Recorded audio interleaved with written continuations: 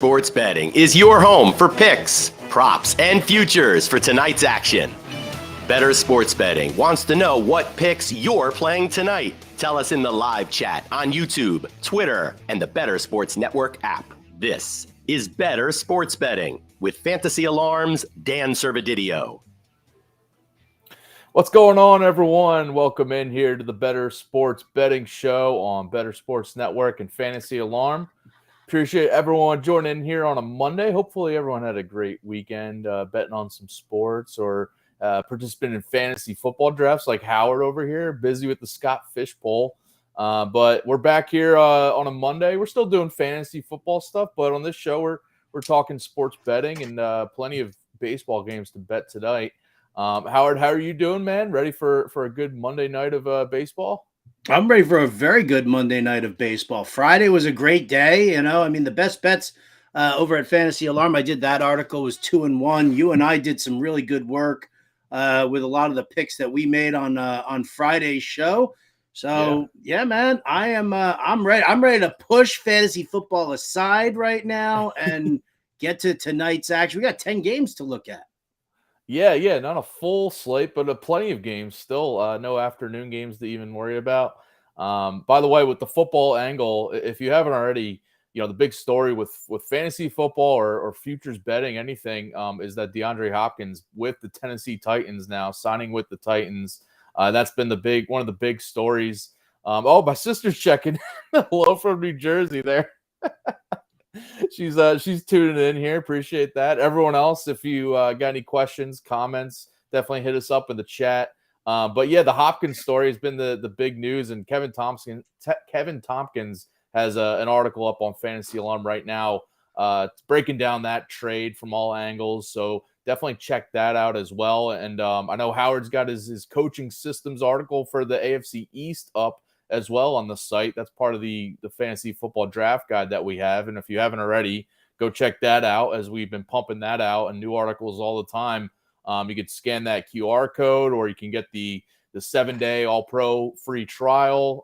Or, if you have the All-Pro subscription, you can get the draft guide for free. So go get the draft guide now before it's too late. You would have been on top of a possible Hopkins signing before other people in your league. So $26.99 there. You see it on the screen too, if you want to get the draft guide, if you don't have the All-Pro subscription. Any quick reactions to the Hopkins signing with the Titans? Does this move the needle for a sports betting landscape for the Titans at all in the AFC South? Well, let's take a look. We'll start with the wins total. All right. It's I'm looking at DK right now. Win total was 7.5. The over is plus 105. The under is minus 125. That hasn't moved a bit since the announcement of Hopkins. And I'll tell you what, I'm still on that over.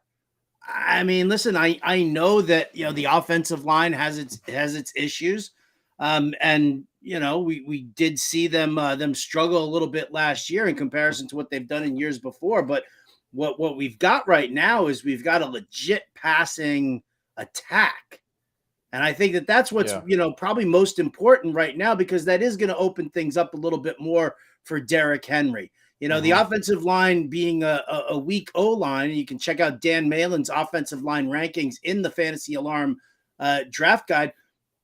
Even though they are weak, all that means is that Ryan Tannehill is just going to have to get rid of the ball quicker. When you've got two guys on the outside like Hopkins and Treylon Burks, you've got some good size out there. You've got Chiga Okonkwo, who's like 6'2", 6'3", big, wide-bodied tight end. So, Tim Kelly, the new offensive coordinator, who spent plenty of time with Bill O'Brien and the Houston Texans, working with their offense, understands the value of a vertical passing game. So I do think that if Tannehill can get rid of the ball quickly, if the receivers can just shorten up their routes a little bit and be able to beat out the shorter, smaller corners, whoever they might be, I think that this team, the offense, can definitely kind of kick into a different gear. So that South division is horrible. It's super weak. It's super soft. It's not as bad as the NFC South, right? I mean, I think we can all agree that the NFC South is like you putting on a Saints jersey, me putting on a Buccaneers jersey, and we're the only people on the field. And we're probably about the equivalent of what those two teams are likely to be anyway. So, but the South is a weak division in the AFC as well. So I think if you're playing these teams the same way, I mean, the Jaguars are probably the best team, and we've seen that the Titans just run the ball down everybody's throat. So I like that. To make the playoffs, the Tennessee Titans, dun, dun, dun, dun, yes, plus 250, no, minus 300. Wow. I'm probably going to say that it's a no bet for me because I think a lot of these teams, these wild card teams are going to come out of the East and maybe even the North for that matter. I have a hard time seeing. I think you have to win your division in the South in order to make the playoffs, and I think that kind of goes to Jacksonville. So or the West too. The Chargers and Broncos, possibly. Obviously the Chiefs you kind of write in as division winner, but I see that like the Chargers being ahead of the Titans right now for sure. Are you drinking the Denver Kool-Aid, Dan? Dude, I would not rule it out of Sean Payton being there, just unlocking a new thing with Russell Wilson. Obviously, I hope. I mean, by the way, going back to the AFC South division odds, I'm looking at it now. Like Jaguars minus 155. I know they are the clear best team in this division. I've always thought they've been a little overvalued, like in the betting market of like just locking them into this division win. Like the Titans are at plus 350 to win that division. If we're kind of crossing out the Colts and Texans, which I don't think either one's going to be making a run at the division lead there. If it's basically down to the Titans and Jaguars, the value on the Titans at plus 350 is pretty attractive in terms of, laying money with the minus 155 on the Jaguars.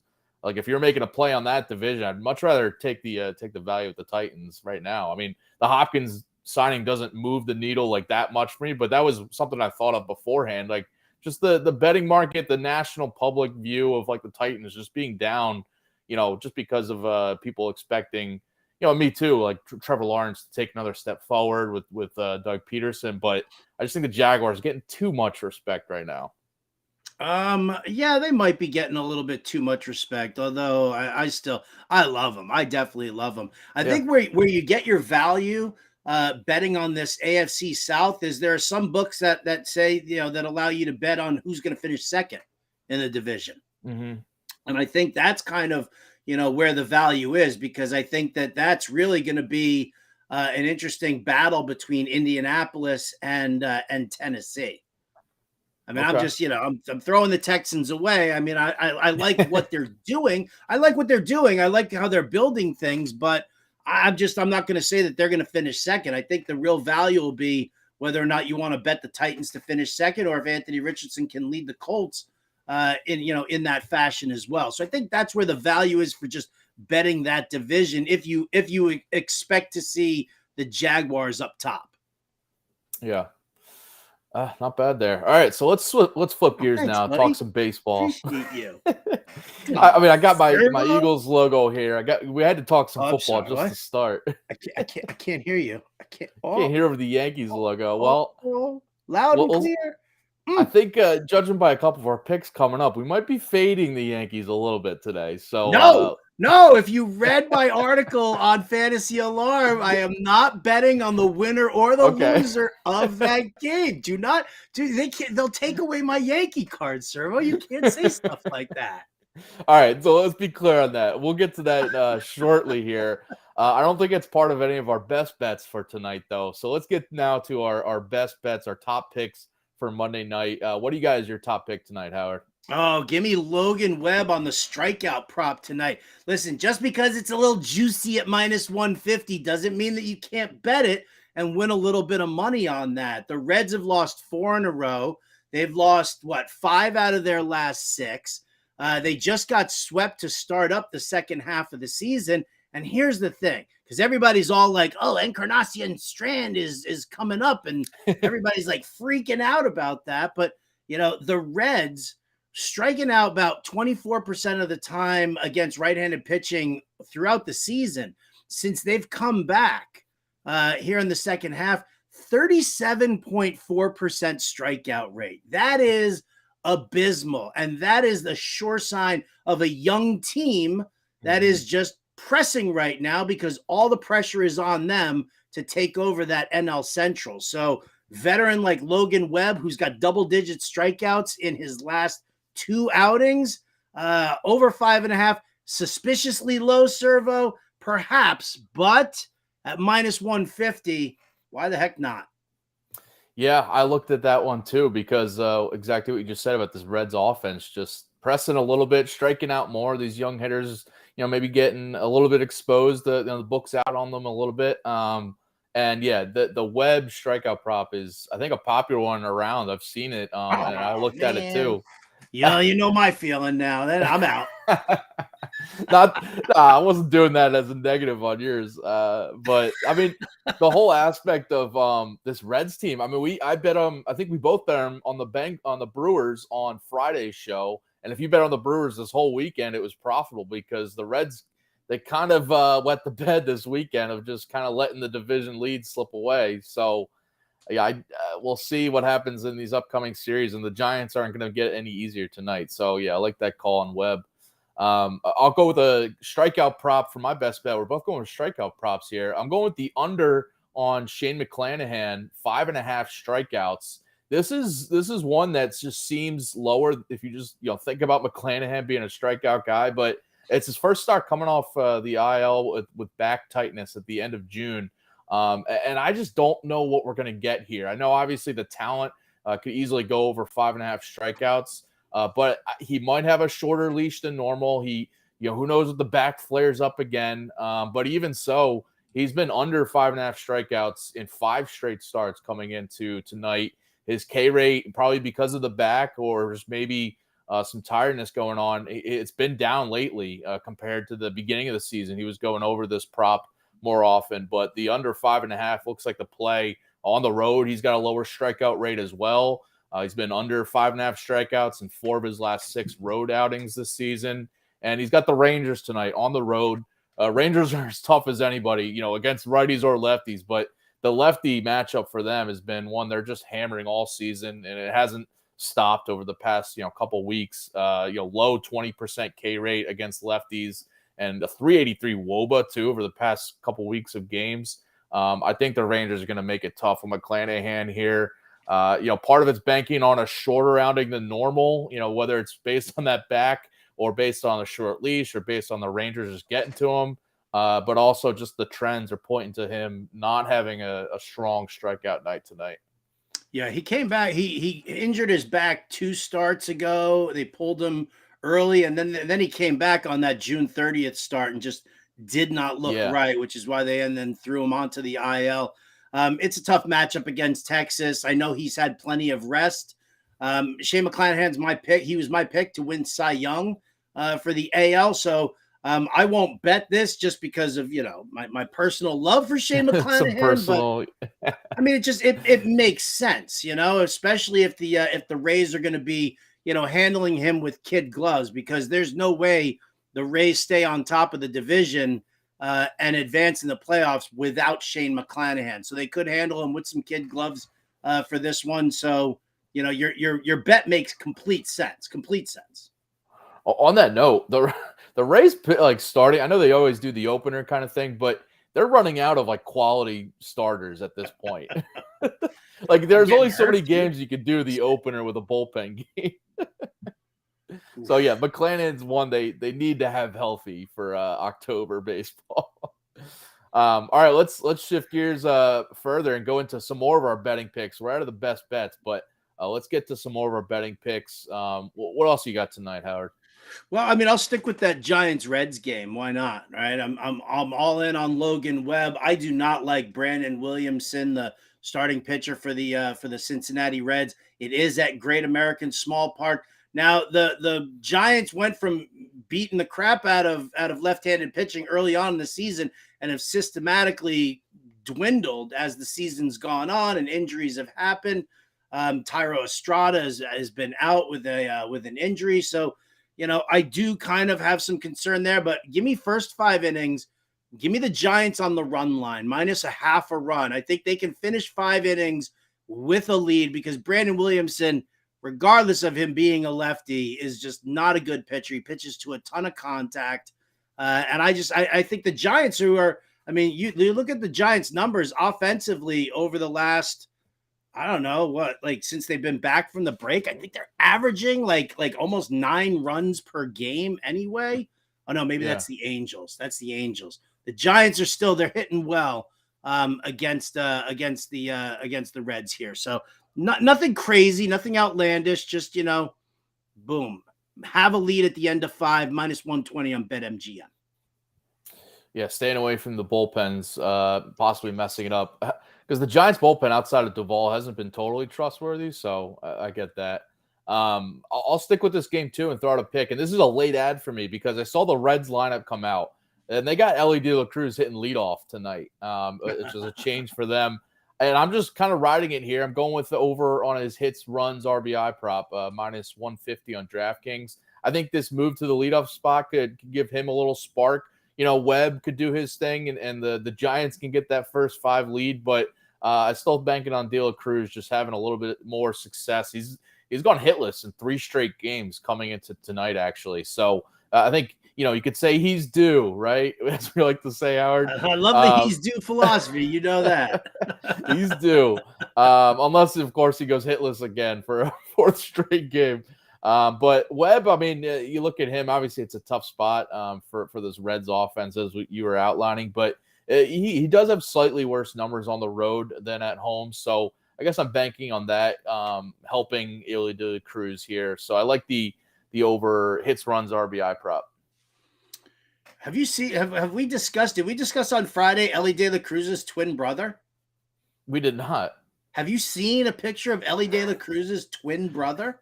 No. Is he also like 6'5"? And nope, he's like 5'8".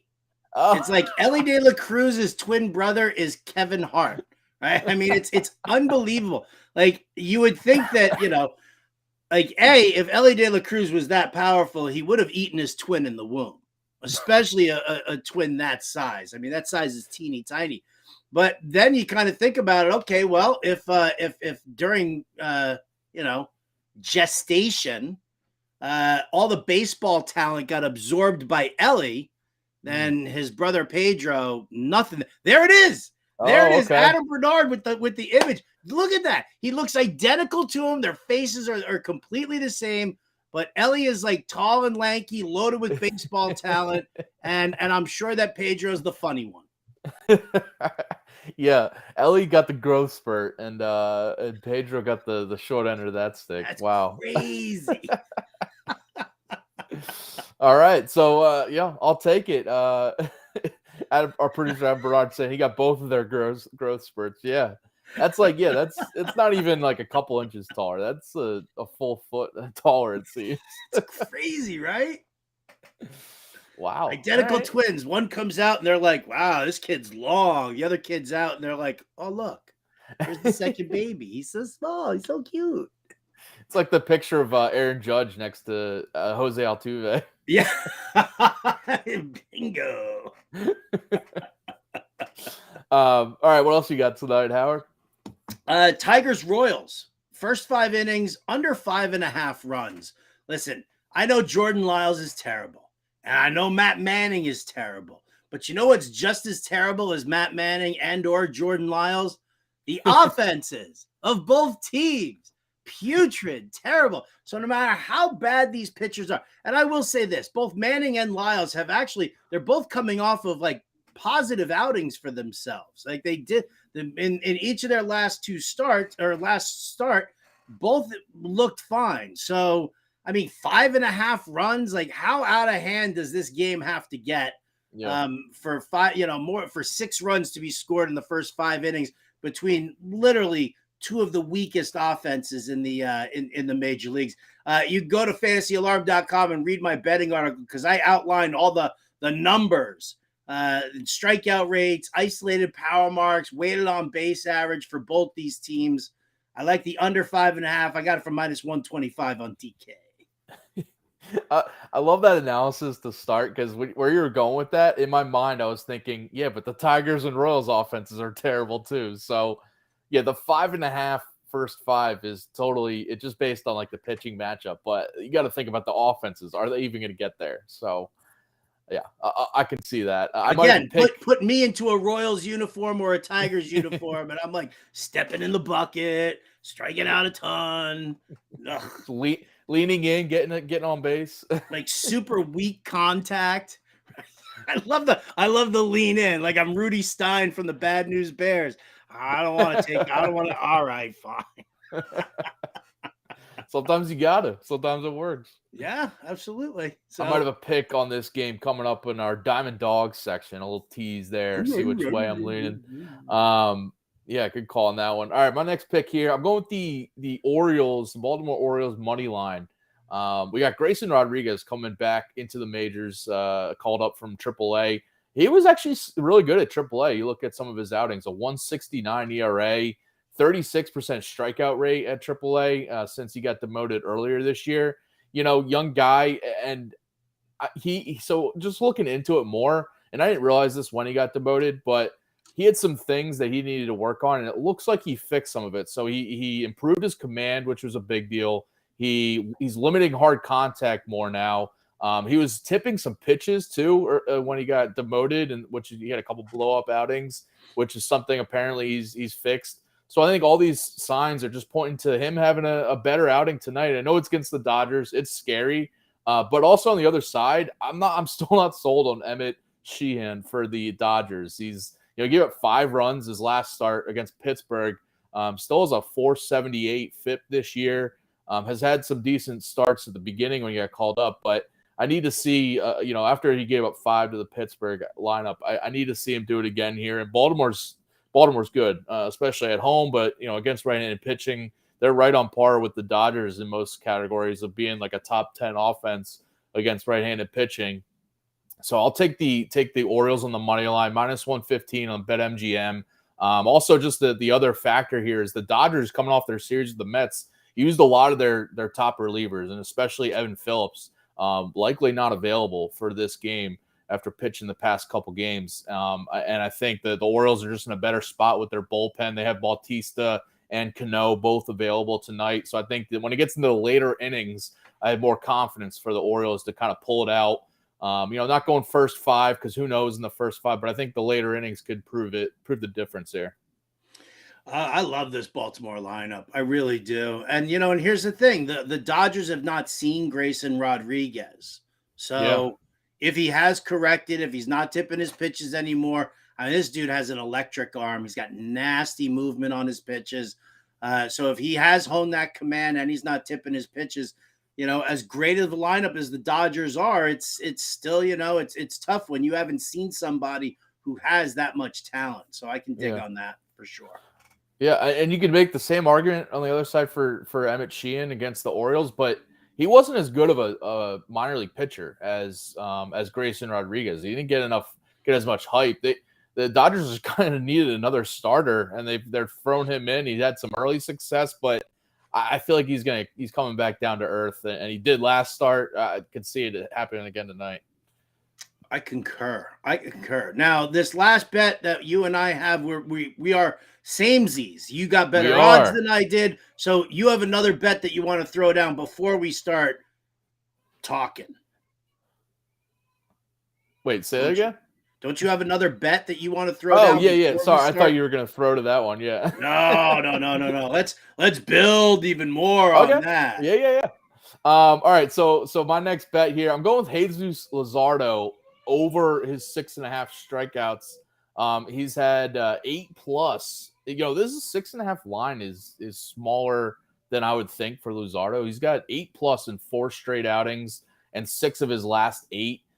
He struck out 8 Cardinals, earlier this month rather, and he's got 7+, so over the 6.5 line in 9 of his past 11 starts. So I'm seeing plus money on Luzardo here. I could put this as my diamond dog, but I like this enough just to make it a regular pick. I don't get this line. Maybe obviously, Vegas knows something, whatever. but I think 6.5 is too low. I know he's on the road, but he's had good outings on the road. He's got better case stuff in general at home, but he's gone over this prop in 3 of his last 5 road outings. And the Cardinals offense, so they hit lefties well. They have good numbers against lefties, but they also strike out a lot. Their 24% strikeout rate against lefties is bottom 10 in the league. And over the past month of games, including the All-Star break, their strikeout rate against lefties at 28%, one of the worst rates in the league. And same thing, like over the past few games, they just against lefties, they're not, making contact. They are making contact. They've got great WOBA, great numbers, but their strikeouts have still been plenty there. So I like this over 6.5 for Luzardo. It's probably low because of what the Cardinals have done over the last 3 games. Since coming back from the All-Star break, you're talking about a 410 weighted on base average, a sub 15% strikeout rate, 255 isolated power mark. They've collectively hit 7 home runs, 22 RBI. Because I was looking at this one too, as far as that went, especially with the way that the Cardinals handle or have handled left-handed pitching before in the past. So it's probably low because of what they've just done since coming back from the break. But yeah, I don't hate it. I don't have the stones to bet it, but I don't hate it completely. The 6.5 line is also risky just because, getting to 7 is tough for any pitcher. And especially since you mentioned, so the Cardinals have been hitting well against lefties outside of the strikeouts. So there's a chance Luzardo doesn't last as long. So there's a risk there, but I like the plus money for sure on it. I'll take it. And this was a pick, actually. Me and John and Pember were agreeing on this one because that was part of his Prize Picks video. If you go check that out as well on fantasyalarm.com, that was the strikeout prop was part of his Prize Picks video. So we're both got similar view, I guess, on how Luzardo can do. He can give up as many runs as he wants, but at least he gets 7 strikeouts. I'm good. All right, now let's get to this Angels one. And just to be clear, Howard is not betting against the Yankees money line or hoping the Yankees lose or anything. So if you're a Yankees fan, don't get on them for that. But we are both on this Angels team total. I'm sure we have similar views on why this happen, but the over 4.5, it seems a little low for the Angels team total because of how good they've been. But what do you see for this and why they're going over? Well, yeah, the funny thing was, how about this? So the Angels team total, I was looking on Caesars, right? Because I think I got it. You got better odds than I did. Minus 105 on DraftKings. You got minus 105 on DraftKings. I got it at minus 110 on Caesars. And when I was looking at Caesars, over 4 runs was like minus 163, but over 4.5 runs was minus 110. So that's a pretty big jump just to for the chance of a push. Yeah. Right. That was one of, my thought processes behind that. But overall, I mean, Luis Severino, 14 earned runs, 3 home runs allowed in his last 6 2/3 innings, which was just 2 starts. And how about this? That's the 3rd time in this season that Luis Severino has given up 7 earned runs in fewer than fewer than 7 innings in an outing. And I mean, that's just it's terrible. He's not what he once was. And these Angels right now, I mean, remember I was quoting that number before. Yeah. In the 3 games they lost to the Astros, right? They got swept by the Astros, but they still averaged 9 runs per game. That 12-13, that 13-12 game on Saturday was bonkers. I think they put up 8 runs on Sunday. They had they had a ton of runs on Friday night. So yeah, I mean, I just think for the team total for the Angels against a punching bag like what Luis Severino looks like right now. Don't give me that Philly smug look. Don't I see it. I see it, dude. I'm not just looking at my camera. I'm catching you out of the corner of my eye. That Philly smug look of yours. But yes, that's Luis Severino looks like dog poo. I think the Angels put at least 5 runs up on him. No problem. Yep. Yep, we agree here. I mean, the Angels offense, they've been losing games, the Angels, but their offense hasn't been the issue. It's their pitching that's the big problem there. And yeah, they've scored 5+ runs in 4 straight and 8 of the last 13 too. And that's without Trout in the lineup. They haven't really missed Trout that much, ironically, for this, just run production. But yeah, you mentioned just Severino just struggling. So, I mean, on the road this year, he's got a 9.27 ERA on the road, and a couple of those big blow-up outings have come on the road, but he's also done that at home too. So it hasn't totally mattered, but on the road for sure is where you like to bet against them. And the only risk, I guess there's 2 things that just in the back of my mind. Because all the numbers we've laid out says, all right, bet on the Angels team total here, bank on them scoring runs. There's 2 things, though, that just kind of, coming back to me. One is that I did this with Domingo Germán and fading him. And he went out and pitched a perfect game the same night I bet against him after he had like a number of blow-up outings right before. Obviously, that was against the A's, not the Angels. So I feel a little bit better about that part of it. And then the other part is that, it's just his first start after, a layoff with the All-Star break. So maybe he's, kind of, gotten, looked at some more tape, figured out what he's doing wrong, feeling a little bit better. But I can't back him at all. And you mentioned, not backing the Yankees money line or either way, because the other side, I'm not feeling great about the Angels pitching staff at this point. So I just like to focus on the team total like you are. Couldn't agree with you more if I tried. All right, so those are our betting picks, our top picks for Monday night. Plenty of games out there if you guys want to dive into anything else, but we got some more picks to give you guys. But I gotta remind you first to play the real-time sports fantasy football best ball championship. If you haven't already, you can compete for a grand prize of $25,000. Enjoy every draft and get the best possible lineup each week automatically with that best ball format. And you got live drafts going every night. New users, if you look at that promo code or that QR code on the screen, if you want to scan that, but new users get that 100% deposit match up to $200 if you go to rtsports.com/alarm and use promo code alarm23. So get on that right now. Please play responsibly, and for help, call 1-800-GAMBLER to get on this real-time sports fantasy football best ball championship.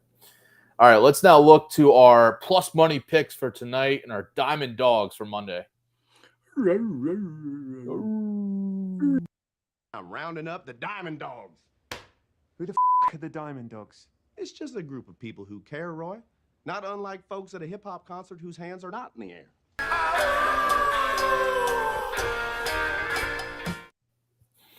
My hands are in the air. Oh, sorry. Am I supposed to be raising the roof? Oh, you're a hip-hop concert, your hands aren't in the air? What's up with you, Howard? I don't know. All right. What you got for your Diamond Dog tonight? All right, I'm digging deep. I'm digging deep at the bottom of the water bowl right now, and I'm taking the Cleveland Guardians on the run line -1.5 against the Pittsburgh Pirates. I know it's a little dangerous there with the Pirates at home, but I am guaranteed 9 innings of at bats for the Cleveland Guardians. Neither one of these teams, both pitchers are just, I don't even know what to expect with Priester on the mound for Priester's on the mound for Pittsburgh, and then who is it? Was it Xavier Curry for the Guardians? Right, exactly. You're like, who? I don't know, but I don't know, man. The Guardians, since coming back from the break, they've been hitting fairly, not great, but they've been hitting better than the Pirates have. And I just think that the Guardians are in striking. They're 2.5 games out of first place in the Central. The Central sucks. We know the Central sucks, but the Guardians are 2.5 games out of first place. They have a chance of actually winning this division. They have a chance of catching the Twins. The Pirates are not going to come close to beating the Reds or the Brewers for that matter. We've seen them kind of sink in there. So for some plus money, man, I'll stick with the Cleveland Guardians. Maybe the Kangas man on Twitter will leave me alone a little bit because I'm picking his team to do it. We'll have to wait and see. I like this pick because the Guardians were a team that over the weekend, they did not have great success in their series against the Rangers, I think it was, which was bad for their kind of division lead and just overall, psyche coming out of the All-Star break. And I think they're going to be itching at this matchup against the Pirates to kind of get back on the winning train. So, and a big win at that. The pitching matchup is just kind of like, who knows what to make of it. But I think I have a lot more faith in the Guardians offense at this point than the Pirates. So, yeah, I could back that. All right, I'm going to the Royals here as my money line underdog, plus 115 on BetMGM. You were talking about this matchup earlier, like in the first 5 under. And honestly, the matchup here, Matt Manning against Jordan Lyles, I just don't understand why the Royals, like either team, shouldn't really be favored by much. It should just be minus 110 either way, in my opinion. So if I look at either side and get the, especially the home team and the Royals, getting plus money on them, because you mentioned earlier, both offenses are terrible, especially against right-handed pitching. It's Jordan Lyles is admittedly terrible himself, but Matt Manning, look at his expected ERA, his FIP are also, very comparable to what Lyles has right now. So the pitching matchup is just kind of a wash for me. And Lyles is coming off, allowing just 1 run over 5 innings against Cleveland, his last start. So I think he can hopefully carry that over here against the bad Detroit offense. The Royals aren't much better offensively, actually worse. But I still think, as long as I get plus money on, the home team and the Royals, I'll take it here. Not going to get an argument out of me on that one either, Servo. I'm fine with that. I mean, yeah, both pitchers suck. Both offenses suck. If the Royals could come away and grab this win at home, I think I think we're all okay with that. I think we're comfortable. Yeah, as long as the first 5 under cashes too, right? Oh, it's first 5. I'm sorry, my bad. Yeah, well, I mean, again, Oh no, no, your bet was first 5 under. Yeah. I'm all twisted up right now. I can't. We're betting on Royals Tigers. I think that's probably the inherent problem right there, Servo, is that it's the Royals and the Tigers, and we're like, yeah. Let's dig in. These teams suck. They do. Oh man, they do. Yeah, there's no ifs, ands, and buts. They're both terrible. So yeah. No ifs, ands, or buts. All right, let's wrap things up with our daily dingers, our home run calls for tonight. It is out of here. Now that's a dinger. All right, who you got going deep tonight, Howard? Oh, come on, man. I got to go. If I'm going all in on the Cleveland Guardians, I got to go with my man, Jose Ramirez. I mean, God, look at that. Plus 550 to hit a home run against some chucklehead pitcher. I have no idea who he is on the Pirates. I mean, I think that kind of says it all for you right there, doesn't it? I mean, do you want me to dig up the stats that I found for what is it, for Jose Ramirez? I mean, it's the numbers are just delicious. He leads the Guardians in weighted on base average and isolated power against right-handed pitching. We know that for a fact. So here you go. Jose Ramirez. Boom. Advanced numbers. Plus 550 is very good odds for crazy, right? 388 weighted on base average. Yeah. 202 isolated power mark. Dude's got a 929 OPS against righties. Please. He doesn't even strike out. He strikes out less than 9% of the time against right-handed pitching. And he's facing a chucklehead, as you mentioned. So he's facing a chucklehead. I love going up against the chuckleheads.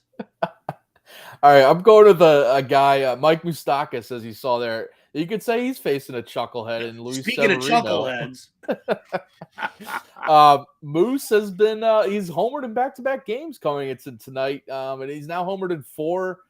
He's had 4 homers in his 15 games with the Angels since joining them too. Homered in 3 of his past 5 as well coming in here. Severino has had troubles with the long ball multiple times. I mentioned his struggles on the road earlier in the show. He's got 9+ ERA on the road. I think that Moustakas he's feeling something right now, and he's one of the guys of the Angels lineup that's just kind of dangerous. It seems like he was out of the league basically recently, but he's making a splash now. So I like him to keep it going. Make it 3 straight nights with a home run. Make it 3 straight nights with a home run from Mike Moustakas. Boy, you're really going all in on crapping on Luis Severino, aren't you? Well, it could be, I'll still take, I'm not betting against the Yankees money line as you weren't either. I can still see them winning because I think, what is it? Griffin Canning on the other side.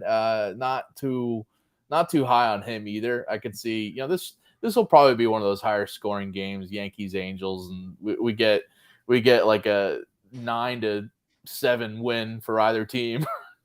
Listen, I'm totally in on this. Listen, as long as the Angels are generating runs, here you go. In 43 plate appearances against right-handed pitching this year, Mike Moustakas has a 380 weighted on base average with a 300 isolated power mark. For those of you who don't know what isolated power is, it measures extra base hits and home runs. That's all it measures.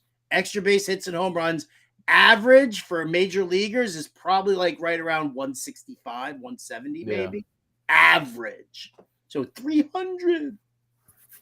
Love that. Doing some extra research for me to back up my pick. Eating some moose tacos. That's what we're doing. Ooh.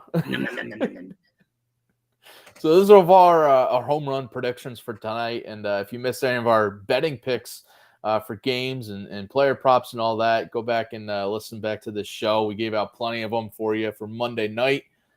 If you haven't already, tune in to the show next coming up at 5 o'clock Eastern every day. The Quick Pitch MLB DFS live show with John and Pemba and James Grande, giving you guys the DFS version of things for tonight's baseball slate.